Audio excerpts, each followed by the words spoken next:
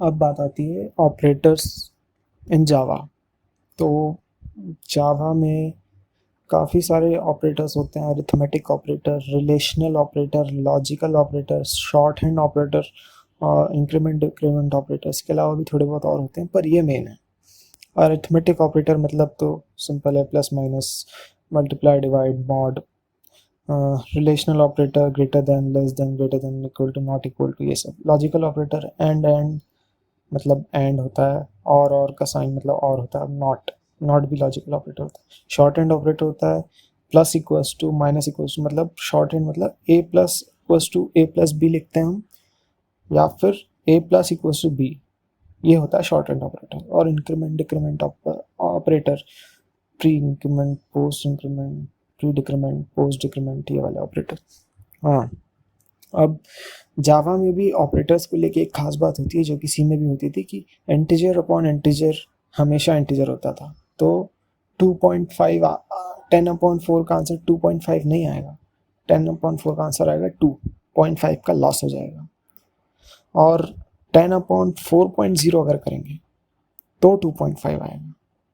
Similarly 10.0/4 करेंगे तो भी 2.5 आएगा। मतलब इंटीजर अपॉन इंटीजर तो हमेशा इंटीजर होगा, पर इंटीजर अपॉन डबल डबल होगा, या फिर डबल अपॉन इंटीजर डबल होगा।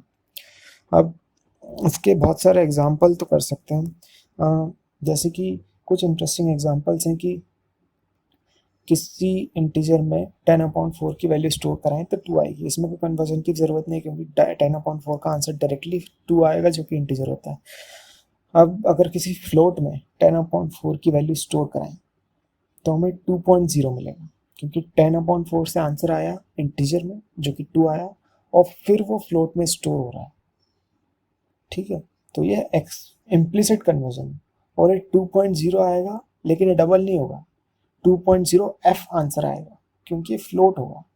तो फ्लोट को तो 2.0 एफ से रिप्रेजेंट किया जाएगा। अब एक और आता है कि अगर फ्लोट में हम 10/4.0 की वैल्यू स्टोर करवाएं तो फिर क्या होगा? तो फिर आएगा एरर, क्योंकि लॉसी कन्वर्जन होगा यहाँ पे। 10/4.0 मतलब डबल में आंसर आएगा, और उसको हम फ्लोट में स्टोर कराने की कोशिश कर रहे हैं। तो पहले हमको एक्सप्लिसिट कन्वर्जन करना पड़ेगा, वहाँ पे ब्रैकेट में फ्लोट लिखो, फिर जाके कन्वर्जन होगा। तो इसको कई तरीके से रेक्टिफाई करते हैं। या तो फ्लोट में स्टोर ही मत करो, या फिर एक्सप्लिसिट कन्वर्जन करो, या फिर डिवाइड डबल से मत करो। मतलब 10/4.0 से डिवाइड ना करके 10/4.0 एफ से डिवाइड करो। तो ये तीनों तरीके से सही होंगे। अब ऑपरेटर्स की तो इतनी सी बात है। अब वेरिएबल्स कैसे डिस्प्ले करवा सकते हैं जावा में? अब वेरिएबल्स डिस्प्ले कराने के लिए हमें system.out.println की मदद लेनी पड़ेगी। अब इसमें जैसे कि मैंने एक इंटीजर लिया है ए, उसको 25 वैल्यू असाइन करिए, और उसको मैं प्रिंट करवाऊंगा system.out.println के थ्रू। तो पैरेंथेसिस में सिर्फ ए लिख दूंगा, डायरेक्ट ए लिख दूंगा, तो वो प्रिंट हो जाएगा 25।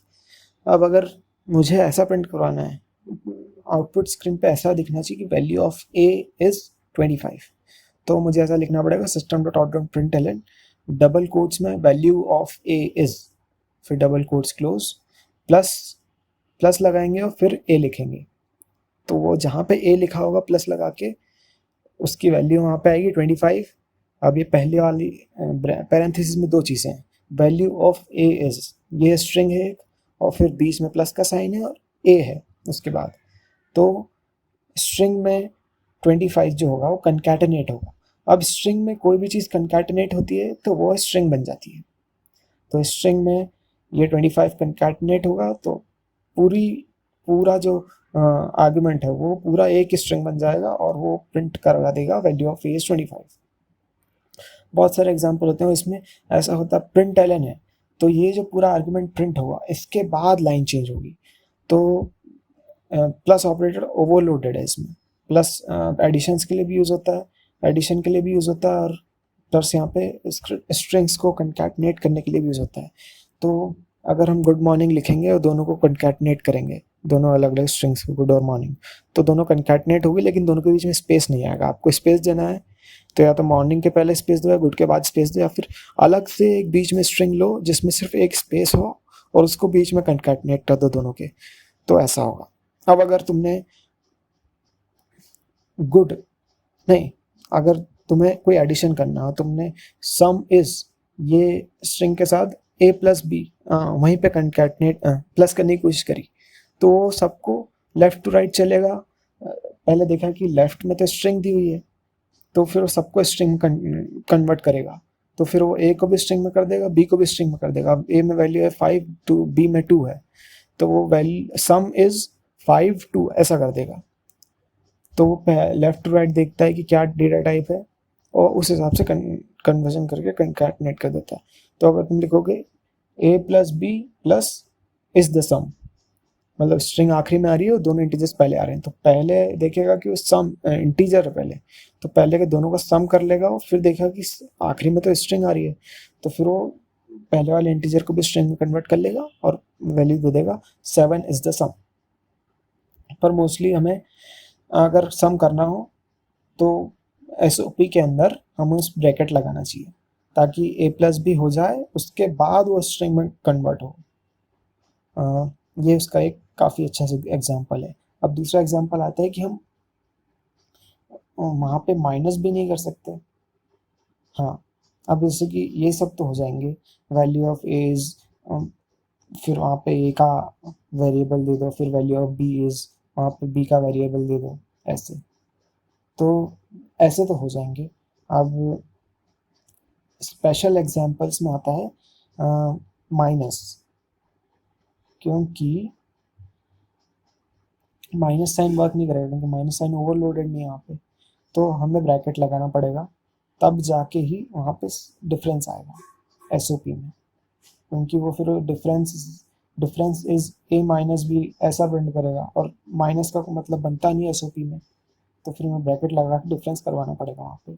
दूसरा स्पेशल एग्जांपल होगा इसमें मल्टीप्लाई का। अब multi answer of multiplication is, और वहाँ पे तुम प्लस लगा के ए इंटू बी लिखोगे बिना ब्रैकेट के, तो वो मल्टीप्लाई हो जाएगा, क्योंकि प्लस की प्रेसिडेंस मल्टीप्लाई से कम होती है। तो पहले मल्टीप्लाई होगा, फिर वो देखेगा कि स्ट्रिंग में कन्वर्ट करना है इंटीजर को, ऐसा सब करेगा, फिर वो स्ट्रिंग में कन्वर्ट करेगा उसको, क्योंकि मल्टीप्लाई पहले होगा क्योंकि उसकी प्रेसिडेंस ज़्यादा है। ये स्पेशल केस नंबर 2 था। अब थर्ड स्पेशल केस में अगर हम स्पेशल केस, तो क्या ये एक जनरल बात है जावा की कि अगर हम इंटीजर ए ऐसे डिक्लेयर कर रहे हैं और उसको प्रिंट करवा दे रहे हैं डायरेक्ट एसओपी में, तो फिर क्या होगा, बिना कुछ उसको असाइन करे, इनिशियलाइज ही नहीं किया हमने उसको, तो जावा में गार्बेज का कंसेप्ट बिल्कुल नहीं होता है। जावा में ये उसको एरर दे देगा,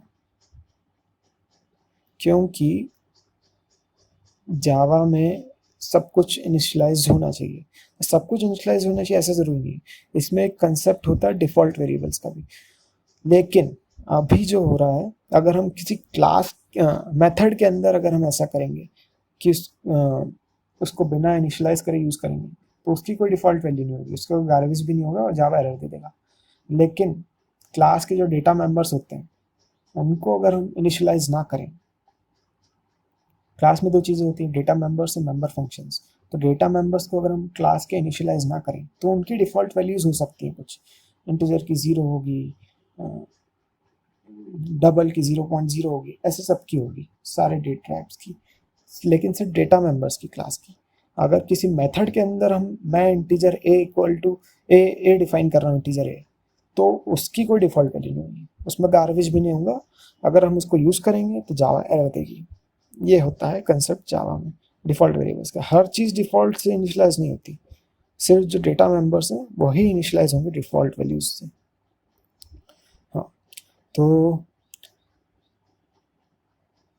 हाँ, अब बुलियन जो होता है फॉल्स से इनिशियलाइज होता है, कैरेक्टर होता है कैर, वो /0 से इनिशियलाइज होता है, और जो इंट शॉर्ट बाइट होते हैं वो 0 से इनिशियलाइज होते हैं, और फ्लोट डबल होते हैं वो 0.0 एफ से इनिशियलाइज होता है फ्लोट, और 0.0 से होता है डबल इनिशियलाइज, और बाकी सब रेफरेंस टाइप जो डेटा टाइप है वो नल से इनिशियलाइज होते हैं।